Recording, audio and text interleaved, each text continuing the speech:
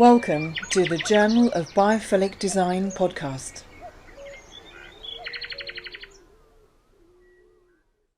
Welcome to the Journal of Biophilic Design podcast. Please do subscribe on your podcast RSS feeds and also sign up to our free newsletter on our website, thejournalofbiophilicdesign.com. We're really thrilled to be joined again by Glen Cousquer. Glen is a writer, photographer, and has been lecturing on and coordinating the Master of Science and the Master of Veterinary Science programs in One Health and Conservation Medicine at the University of Edinburgh. He's also recipient of this year's USA Outstanding Commitment to Social Justice and Sustainability Award and the 2020 Social Responsibility and Sustainability Changemaker Awards in recognition of his work on sustainability across the university, including embedding of deep listening and sustainability into postgraduate training courses for healthcare professionals. Glen, really many thanks for joining us again. Thank you, Vanessa. It's a real pleasure to be back with you, and I'm delighted to be sharing some more of the work that I and my colleagues have been doing in the lead up to COP26 that is actually going to be hosted this year in the UK in Scotland, so just down the road in Glasgow. Fantastic. Well, we spoke last year, and listeners can search for it on your podcast platform and also on the website, the Journal of Biophilic Design. The title was From Veterinary Science to a Wellbeing Biophilic Economy.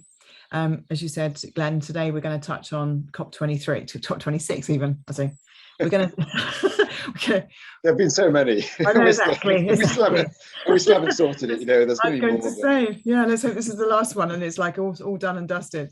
But we're also going to talk about the official COP26 pilgrimage that you're organising and people can take part in. So, as a kind of lead-in, really, can you just remind people a little bit about what you do at Edinburgh University, there, please?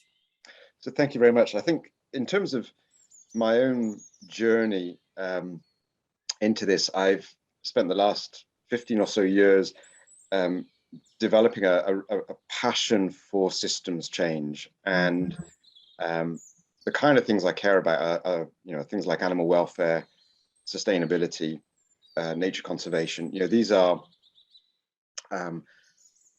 issues that I think are at the heart of the British public, but also many other peoples around the world, and that challenge us to really look at what we're how we're living our lives and what we're doing to the planet.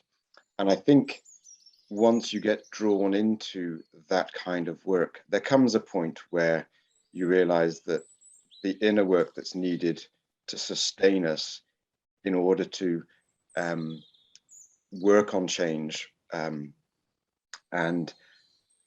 be a good advocate for change without burning out, is really, really important. And I think one thing that I've come to realize is that so many of the challenges we face in the world come down to very simple things like this idea of disconnection. So for me, we're living in a pandemic of disconnection, and it manifests itself in so many of the crises that we see around the world. There's a mental health crisis. There is obviously the COVID-19 pandemic, which is going to be one of just more emerging diseases.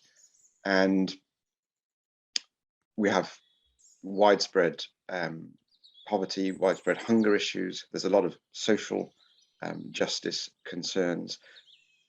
We've seen as well the Me Too phenomenon, the Black Lives Matter phenomenon. All of these phenomena are, I think, related to our disconnect and our capacity to connect. And so my work at the university is very much centered around two holistic postgraduate training programs for healthcare professionals, and looks at healing practices and practices that allow us to pursue healthier relationships and address a lot of these deeper concerns at a deeper level.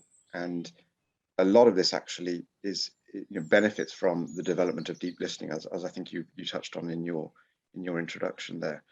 So there are some professional competencies that I provide a lot of training in and seek to nurture in students, with a view to equipping them to go out and take on these big challenges, which are so big that they require collaborative responses. So I think it comes back. We have to see ourselves as as players in a much bigger picture, and understand the contribution that we're able to make, and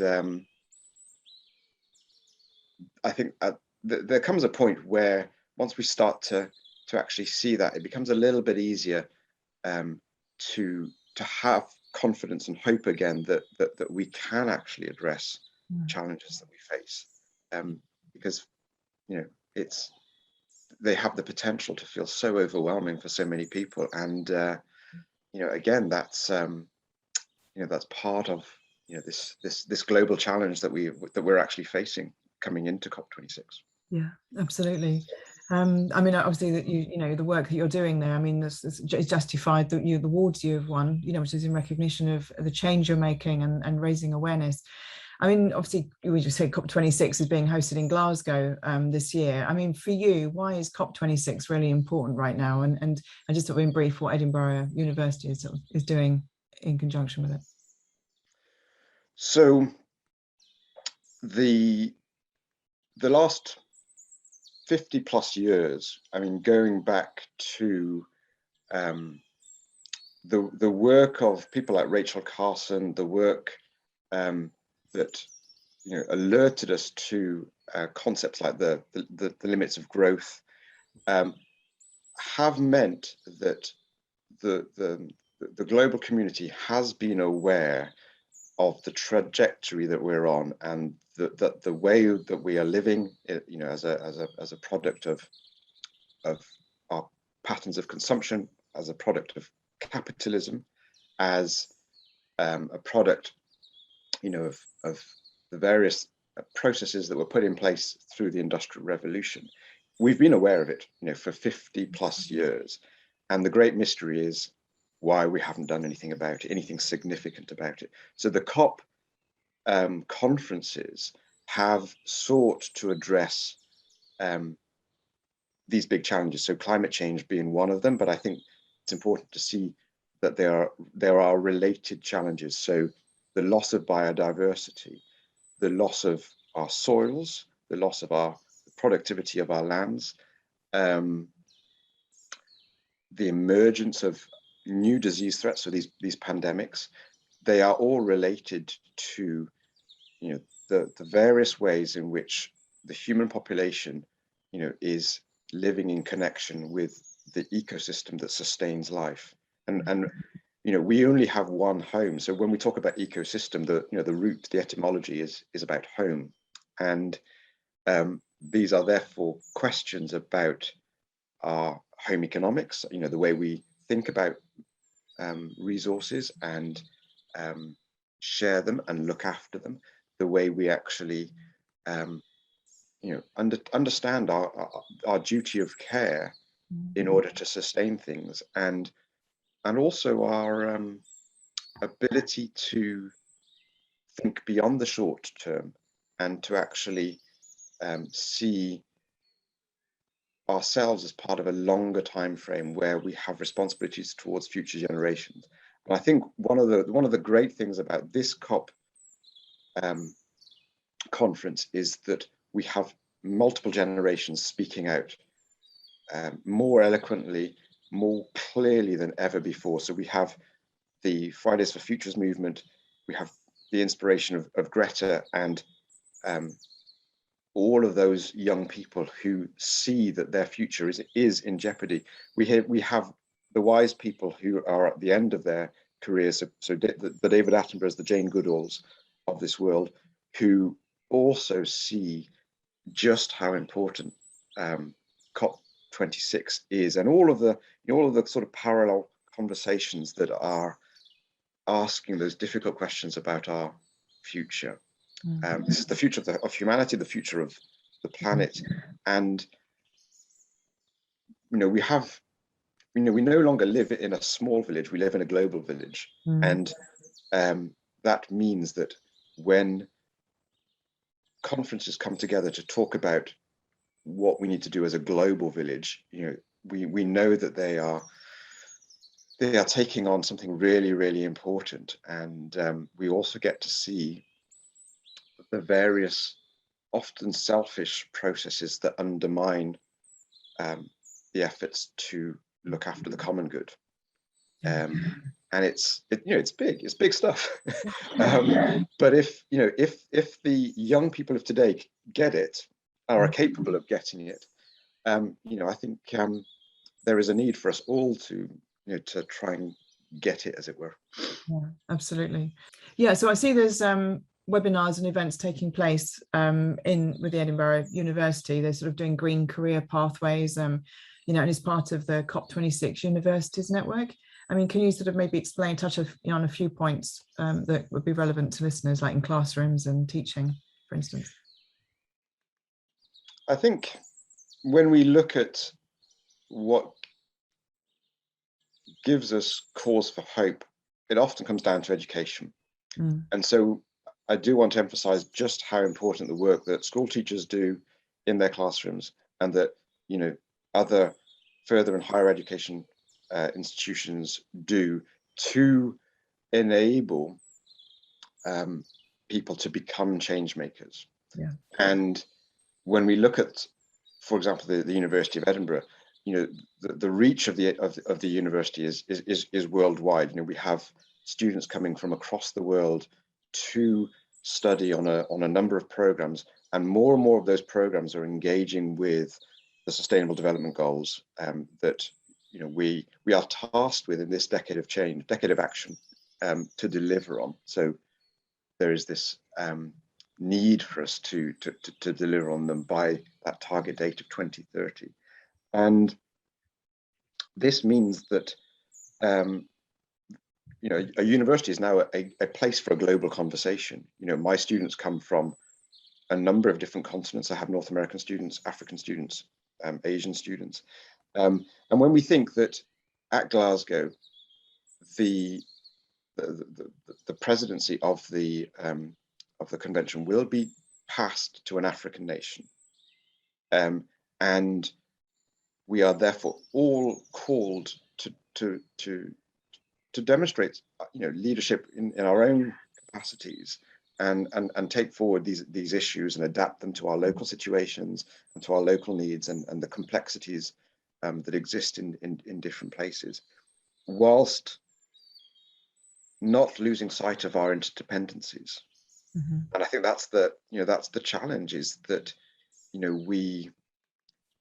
there's a long history that stretches back through those colonial decades, where there has been a lot of exploitation, there has been a lot of abuse of resources, and we've then moved into a globalized economy where it's really hard to see the impact of our consumption practices. And education is able to bring that into view. So when we buy an item of clothing, we need to be aware of whether or not the employment practices are socially just. And similarly, when we're choosing what to put in our shopping baskets, again, there isn't enough transparency around the impact, the footprint of the products that we actually buy. And I think education has a huge role to actually play in shifting awareness. And this is why I'm passionate about what I call awareness-based action research, because awareness feeds global consciousness. And I think once we start to resonate with ourselves, with others, and with the planet, the baseline shifts. We're operating from a very different place. And that's critical. So we can do it in our classrooms, and then we can take it outside of our classrooms, and the universities of the future will be much more living labs, where people are taking ideas directly out into their communities and applying them and trying to make sense of this and integrating values into their work so that their work is meaningful. And it's a huge challenge, but it's something that is also really exciting and that we don't have to be afraid of. Yeah, absolutely. As you say, education is key, and creating platforms and courses and making it accessible for people to kind of to learn, to find awareness. I love the phrase that you said, obviously a decade of action. That's such a positive statement. And you said, awareness. What was the phrase you used? You say awareness. So a lot of my work is rooted in awareness based action research. So it's this idea that in deepening our listening and deepening our awareness, we come to operate at a deeper social field where we have a greater understanding of the whole, and that informs our action.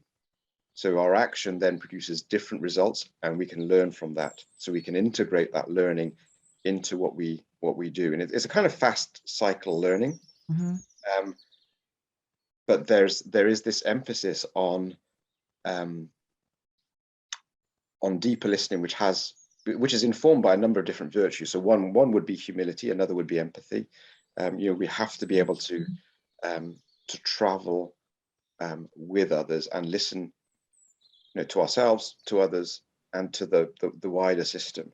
And it's it's embedded in the courses that I've developed, and that really enthuse many of the students who encounter this kind of approach. So I'm hopeful that it, and I'm not the only one doing it, and this is something that's been done all around the world, but it's it does give me hope for the future.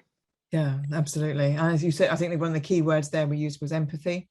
And I also went ethics and doing the right thing. I was banging on about that. So I was banging on about that in LinkedIn, but anyway, just sort of leading on from like the sort of education angle, you've been writing in the lead up to COP26. And again, I'll put the links in the podcast blurb and also on the website, journalbiphilicdesign.com, on the Teaching Matters blog at Edinburgh.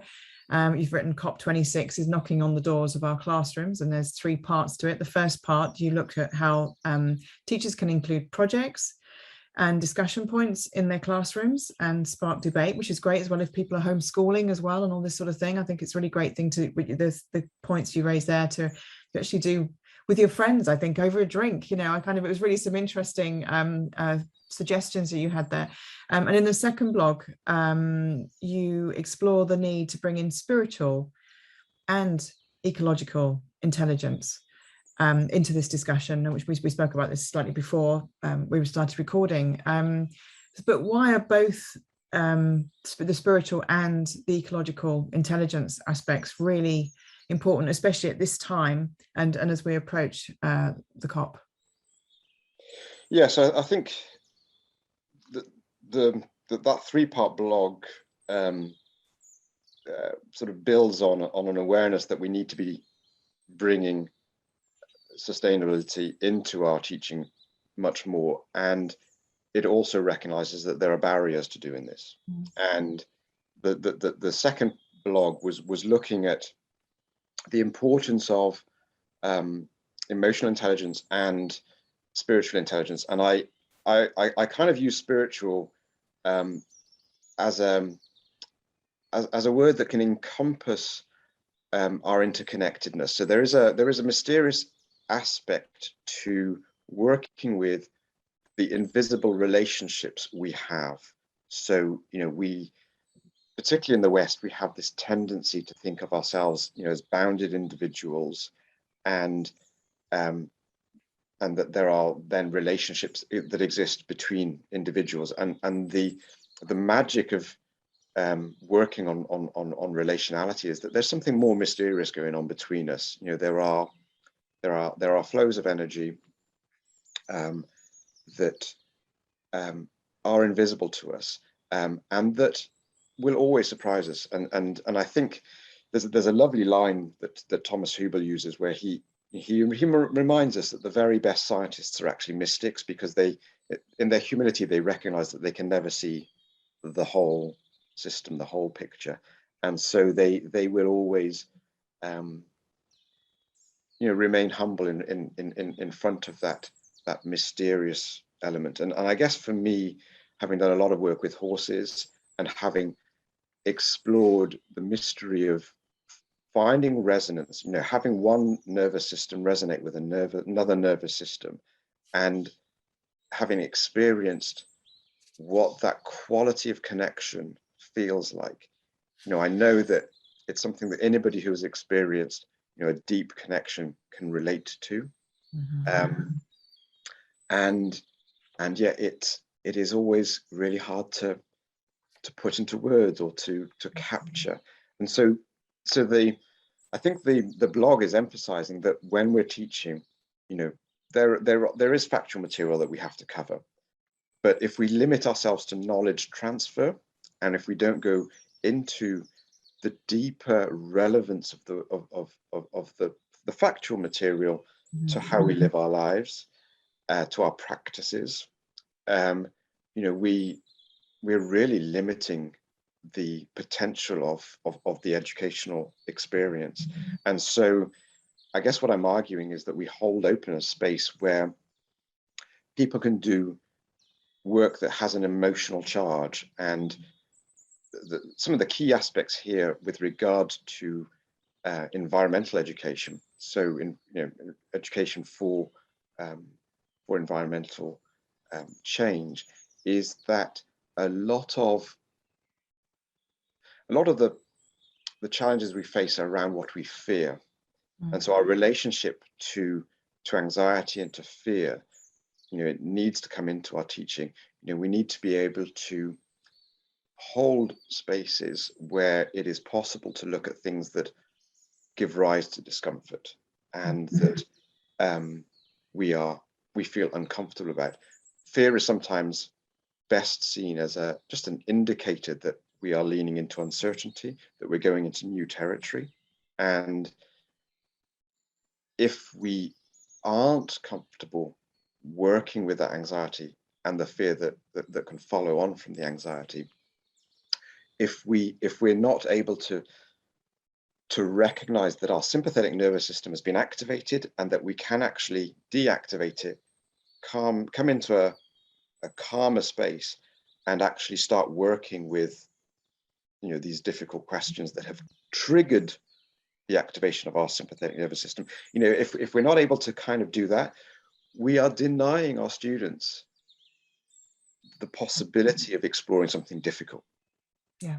And that's why, for me, emotional intelligence is important. And then once we have these skills, once we've developed these capacities, we're able to do work that is actually pretty impressive. We're able to go into a more difficult conversation, and suddenly that conversation actually opens up a field where there are new possibilities and we're able to break new ground. And then we start to relate to ourselves differently, to others differently, and to the wider system, to nature, to the planet differently. And that's the spiritual aspect, where we can start asking ourselves deeper questions about how we are related, to our own bodies and through our bodies to others. My nervous system is connected to your nervous system at the moment, and although we're doing it digitally, there is this possibility of an understanding to be achieved, and for the quality of that understanding to have more depth. Yeah. When we think of our relationship to another person, to a group, to a team, perhaps to a community, or to a wider system where we are widening our understanding of community to include the wider biotic community, all of life, the same questions come up. It's what is my relationship to this wider system? And I think, going back to fear, the reason that this is so difficult in education is that our sense of identity is egocentric, is based on a sense of self that hasn't been explored in a safe space within our schools. Once our sense of self expands, we actually feel more comfortable talking about things that previously would have appeared to threaten our identity. Mm-hmm. And I guess that's where this emotional intelligence is so important and can open into the development of spiritual intelligence. And I think once we understand that our curriculum can accommodate the IQ, the EQ, and the SQ, the intellectual development, the emotional development, and that spiritual development, we are better able to seek knowing, i.e. wisdom, in our students. And that is the purpose of all of the wisdom traditions that have ever existed, is to actually facilitate that journey. Absolutely. And I think that's, for me, creating these podcasts where I'm interviewing people, and it's sparking the philosophical debate, and just hearing from you. And you said, the sort of biotic and the sort of the wider system and our connection to that. And obviously biophilia and sort of biophilic design is the sort of physical incarnate of that concept, if you want. It's how we have created a disconnect in our built environments, because we are living in plastic worlds, and we're living in reflective surfaces and all this kind of thing. But actually there's an inherent need, this biophilia, this love, this need, this understanding, this recognition of life, of living things. And just as you mentioned, nervous systems, bio isn't just about plants, it's about animals, it's about our connection to each other and how we relate to each other. And we were having debate last night about the human element, and how we've all got different packages, or we've all got different stories each day. It changes, we change each day. So trying to make ourselves be in an environment which is sort of sterile and sort of the same for everybody. It's not going, like was last night, Nigel Osland, when he was launching his book, he just said that we're designing for the sort of imaginary mean, that this imaginary average, which there's nobody in that average, we're all different. And what you're saying there is about creating and sparking this debate about, and it's really, really important debate that we all consider, and particularly in education facilities, so that people are coming through that system who are learning about science come out with that thought process, that they can have that debate with other people and have a recognition of that spiritual aspect. As you say, your definition of spiritual, to have this unknown thing, this unknown connection, this unknown. And when I was interviewing Dame Laura Lee about the cancer centres that they do, the Maggie's cancer care centres, one of the things we were describing, or she described, about nature and about the sort of the beauty that they create actually in the space. And she mentioned the word awe, and obviously we talk about that in biophilic design, but I think that's actually quite that the word that we use as awe, when we're looking at a fantastic view, it's that wow, jaw-dropping awe, that feeling inside, and that whatever that conjures. I think there's also that same sort of philosophical words that you use, you could in creating that connection with other people and in a time. So I think it's amazing work that you're doing, and this debate that you're sparking, and you're encouraging to discuss that unknown connection. There's something what you've just said there about the role of awe, and a good synonym for awe would be wonder. Yeah. And every child, I think, has that, is born with that sense of wonder, and it informs their curiosity in the way they engage with the world, the way they relate to the world. Yeah. And it brings them alive. And I think that aliveness is part of good health, good well-being. And it is fed by an engagement with the complexity that nature provides us with. So, we are born of nature. Nature has given rise to every element of ourselves, from the way we move through our bodies, the way we think, the way we engage, we are constantly in relation. We are not independent from nature. We're constantly in relation. And when we find ourselves in a space that is, I think, use the word sterile, so many of those potentials that we carry are denied. And it's like, when you think of that then being multiplied, within a learning system, if the individuals are not being encouraged to learn, and by learn I mean to flourish, and we then see that happening in our organizations, we don't have learning organizations. We don't have organizations that flourish themselves as a collective, but flourish, allow individuals to flourish.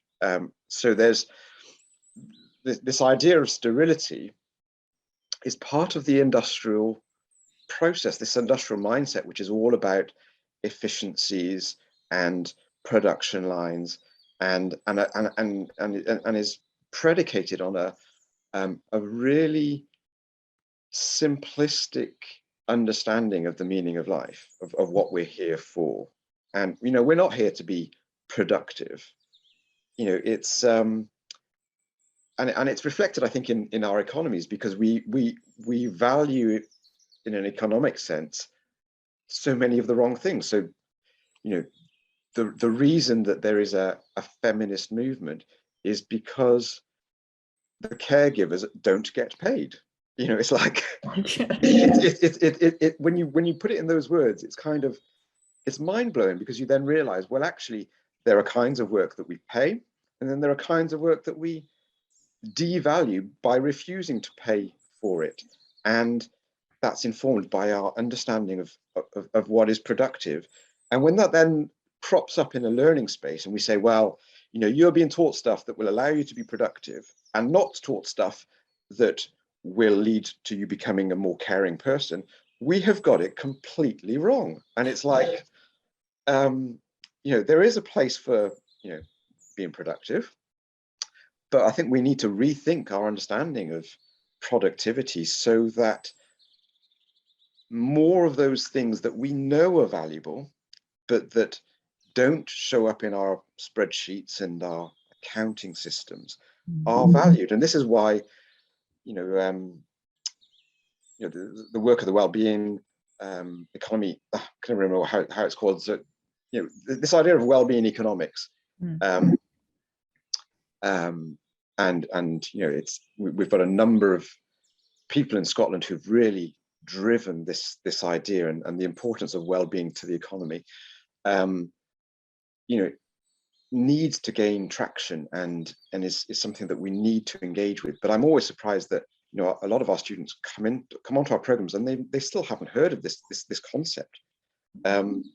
So there's a lot of work to do, and it needs to be done in every sector. So I think in that first part of the blog, I emphasized that whatever discipline you work in, we can engage with these issues, these ways of thinking, and we can work out what it is that our discipline or our field can contribute to a more sustainable way of living. Excellent. In the third blog, in part of that series, you talk about fostering ecological awareness, and also it's the main focus for you right now with this COP26 pilgrimage. Can you tell us a little bit about the actual pilgrimage, maybe what the route is, and also why it's significant? I think the route and the significance sort of overlap in different ways. Yeah. And in some respects, the route is symbolic. And I think, as we know, with symbolism, there's a deeper meaning. So obviously the end point is Glasgow, because that is where COP26 is being hosted. The starting point, very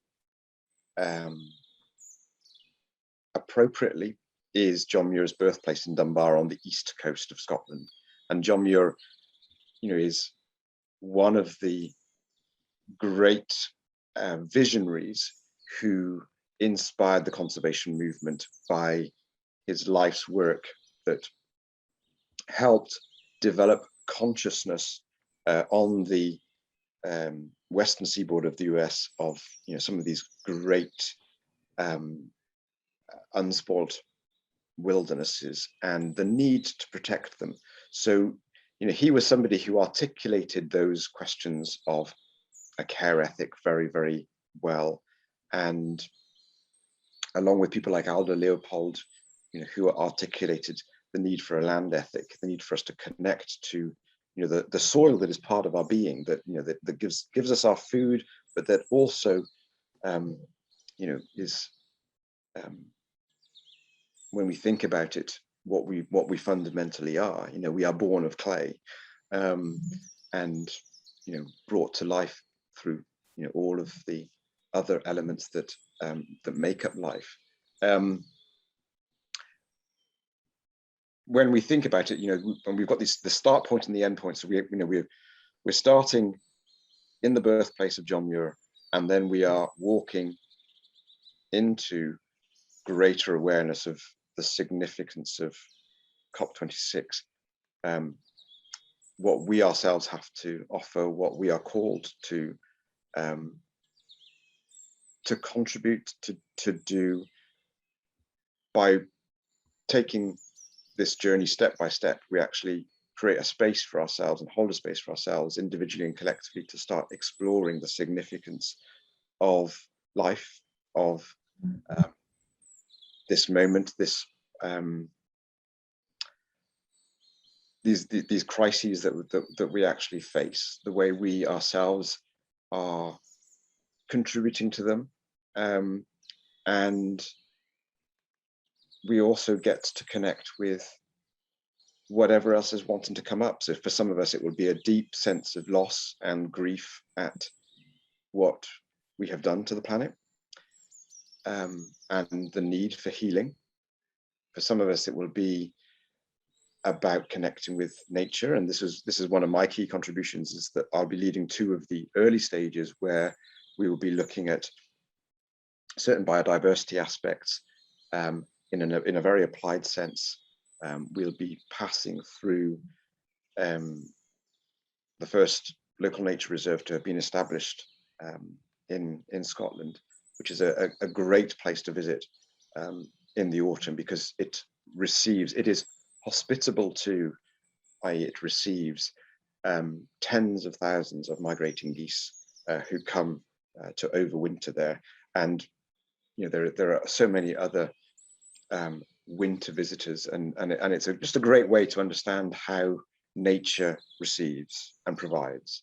So we'll be seeing the sea buckthorn in all its glory, with those orange berries starting to ripen, and all the thrushes arriving to feed on those berries, and that crop will actually sustain them through much of the winter. So it is a really important resource, as are the mudflats in that are along the Forth estuary.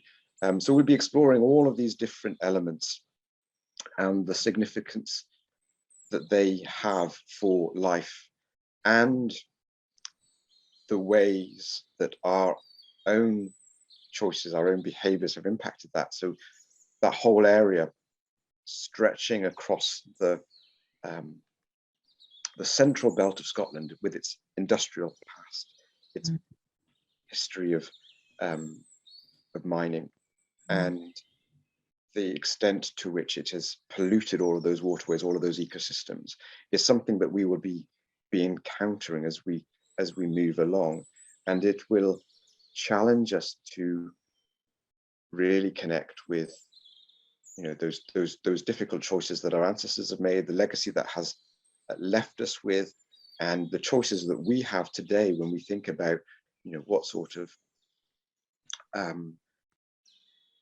society we're wanting to bring into being. So these are big questions, but they also play out at the level of the individual, and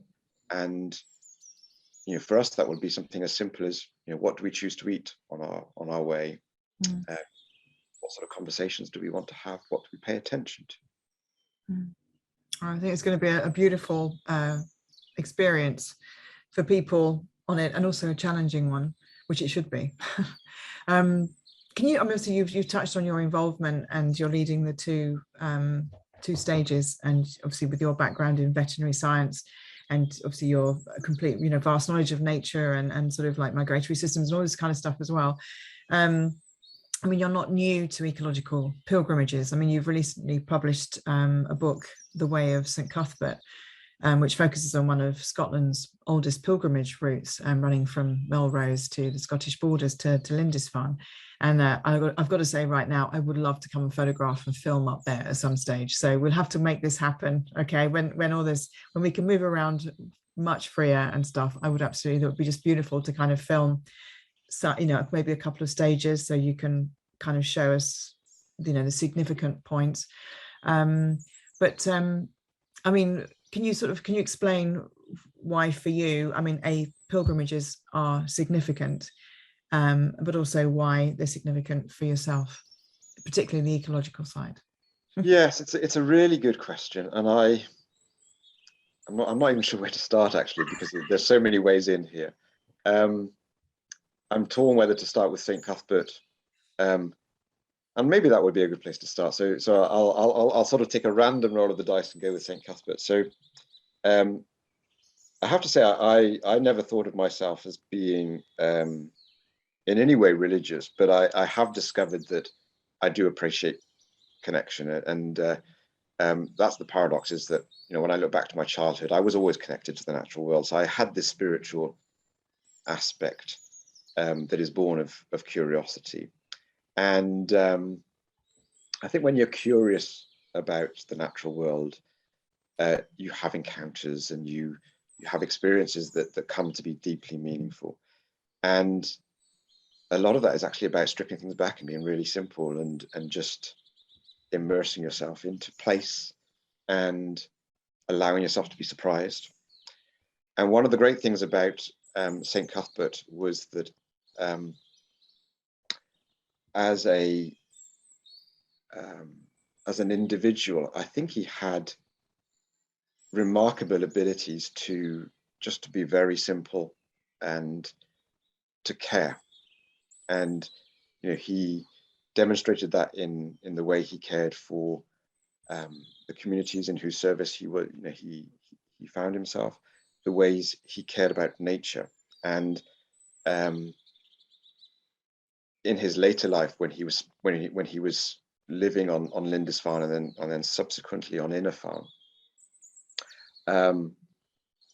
he went to great measures to actually protect the local wildlife, and to demonstrate a deep respect for the wildlife. And I think this is why Innerfarne is such a special place today. So it's a National Trust reserve where there's some incredible wildlife that you can see when you visit, and this deep sense of calmness and peace. And there is this connection between our inner calm and the peace that we find in nature, which I guess for somebody like St. Cuthbert, he would probably have been understanding through a particular lens. So he would have interpreted it as being in communion with his God.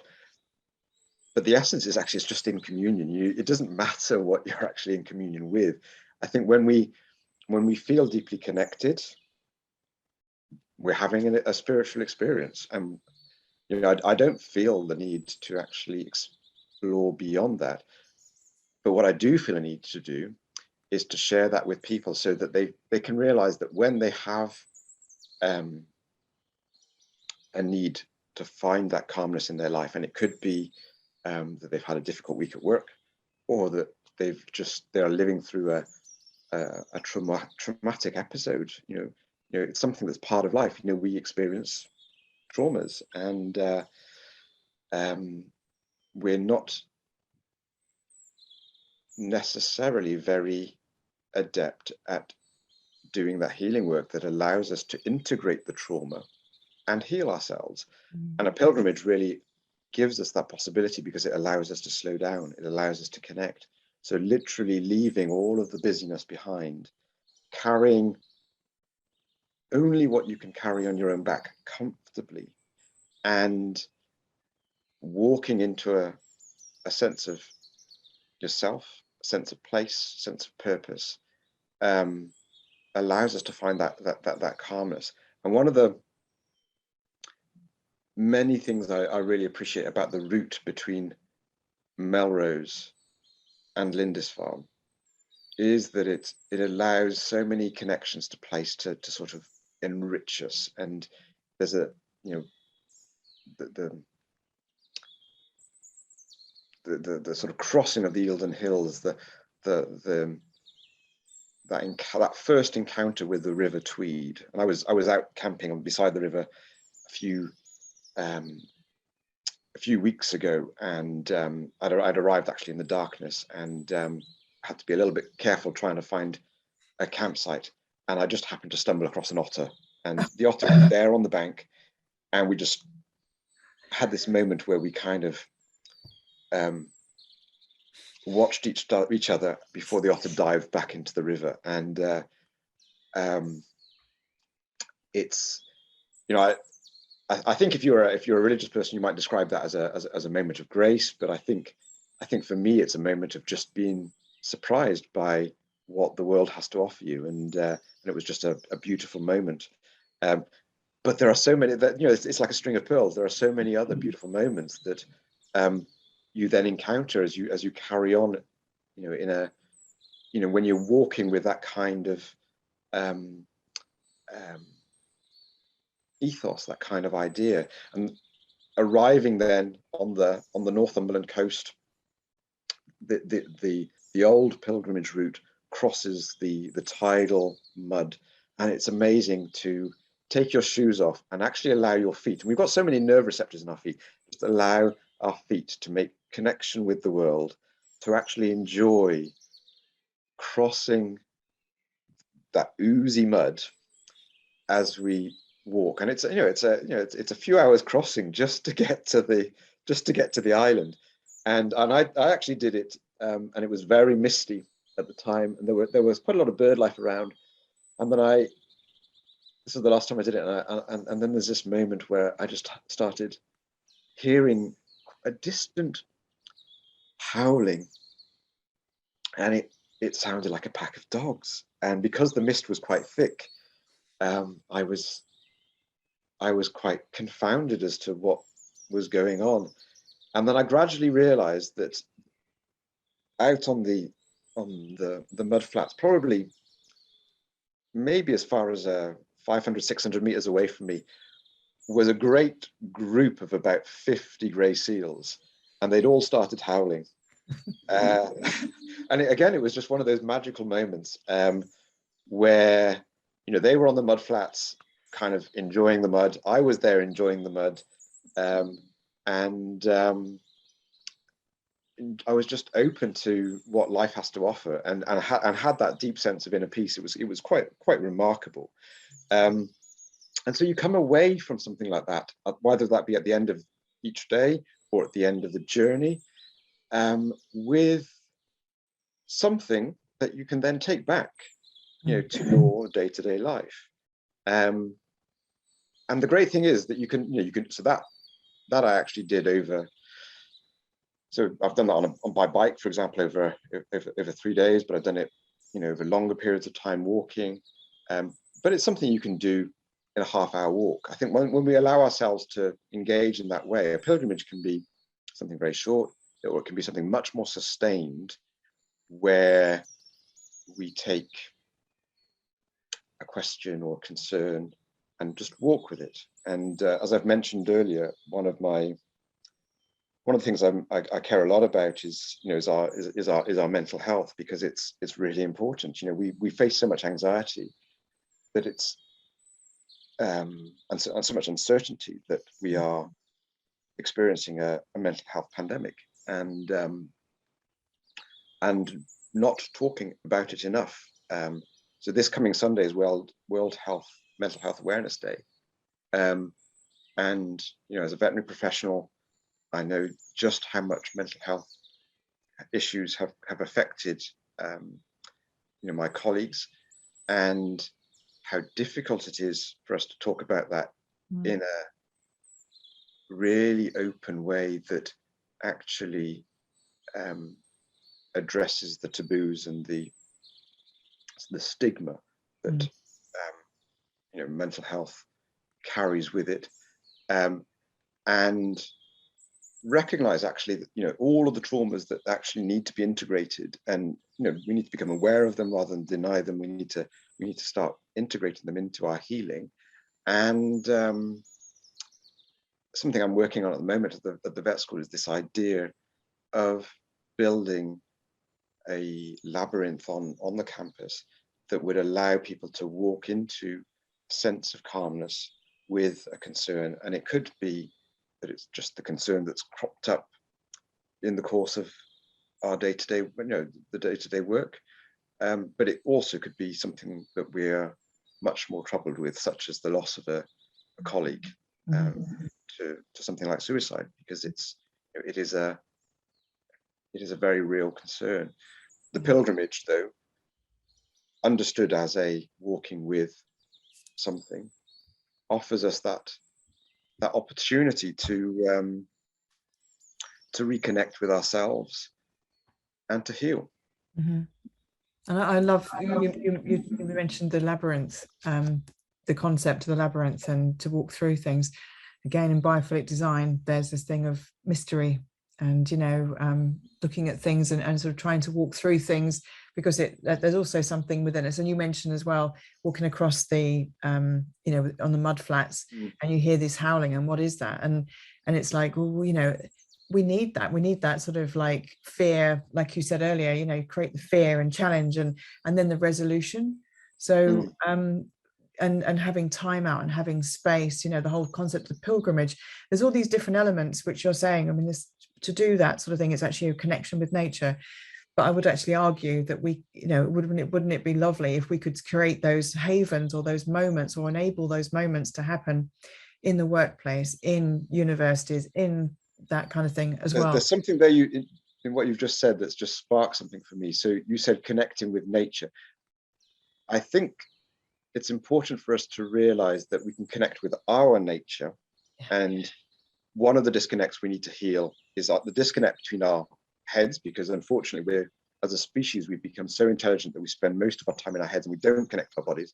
But through our bodies, we can connect to our nature and to nature. And this is why there's this constant concern being expressed about our misconception of ourselves as being apart from nature. So we talk about nature culture as if it's a divide. We are part of nature, and nature sustains us, and in much deeper ways than we realize. And I guess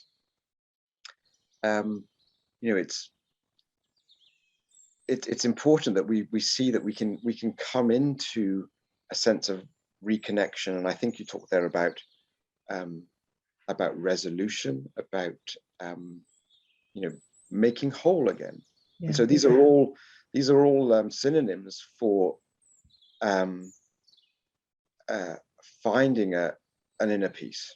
And when I say an inner peace, it's this idea that it's peace, EACE, but also one piece, PIECE, because we are allowing ourselves to come back into a sense of wholeness. And neurologically, I think you touched on it there when you said the howling gives rise to a sense of fear. A natural way of being is for the fear to arise and then to subside. And if, as a species, we are constantly in an activated state of anxiety, we don't have that subsiding where we move from having our sympathetic nervous systems activated into this deactivation and this calmness, where our ventral vagal nerve is active, and we are better able to engage. And so engagement, again, it's a form of connection. And when we're in that state, so when we are in that calmer state, the work we can do has a completely different quality to it. And it goes back to what I was saying, the work we need to do in the world is collaborative.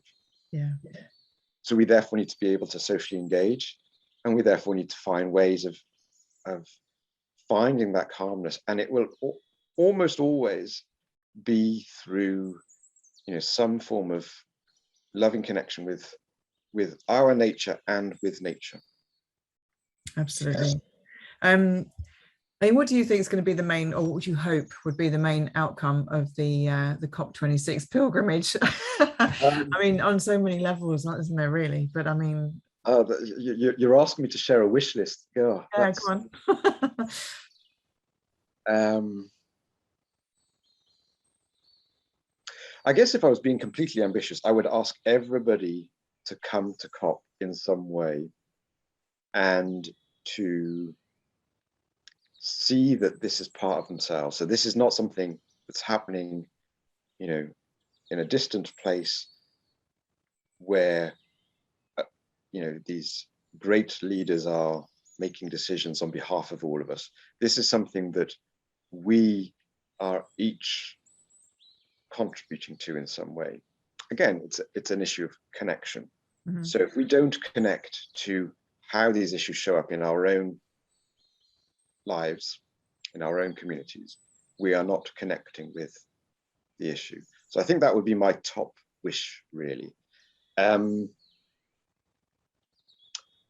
think the other thing I would ask for is that our ways of valuing are radically revised. So the things that we value, the things that we therefore fund, and our financial systems place a value on things that are actually traumatizing and deeply harmful to the health of the planet. So, a challenge I would throw out to anybody is to look at what their pension companies invest in, and to become aware of what we are funding. And when we actually look at the financial markets and the way credit is made available to invest in certain things, those are choices that, as a global community, we are sanctioning. And it is therefore really important for us to exercise, our agency in making clear what we do want to have invested in and why. And I think that's that shift in our financial systems, in our local, national, and international economies, will be able to deliver some really important change. And I guess because we're allowed 3 wishes, so I'm assuming I'm allowed 3 wishes. My third wish would be that we create an international law of ecocide. So there is clearly, in the same way that we are now aware of genocidal acts, there are ecocidal acts, and they need to be recognized as crimes against humanity, and therefore crimes against the planet, or the other way around. Crimes against humanity, against the planet, and therefore crimes against humanity. And once we are more aware, once we have a greater consciousness of these harms and these injustices, I think the system, will experience, we'll come to a tipping point. We only need a certain critical mass in order for the baseline to actually shift, and that's why everybody is invited to engage with this. That's really nice. I'm actually, that's my magic brush of biophilia question. I think, but I mean, I just to sort of kind of round up, really. I mean, if people want to find out about the route and maybe take part, can they take part still, or maybe can they follow the route online if they're somewhere else? So I think you can take part wherever you are in the world, in that you can probably do your own journey. And since I've been looking at this, I've had a lot of people tell me about different pilgrimages that have been resurrected in different parts of the world. So somebody the other day was telling me about the St. David's pilgrimage in Pembrokeshire in southwest Wales. I was up in Orkney earlier this year and was learning about the St. Magnus pilgrimage.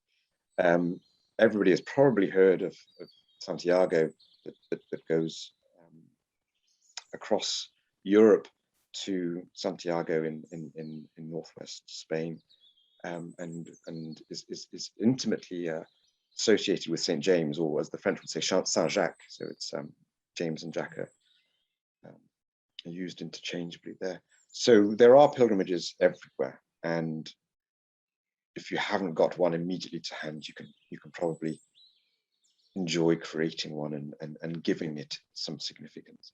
If you want to find out about the specific route of the COP26 pilgrimage, there's a web link that we can provide, and people are obviously very welcome to come along for individual days, or indeed for the whole experience.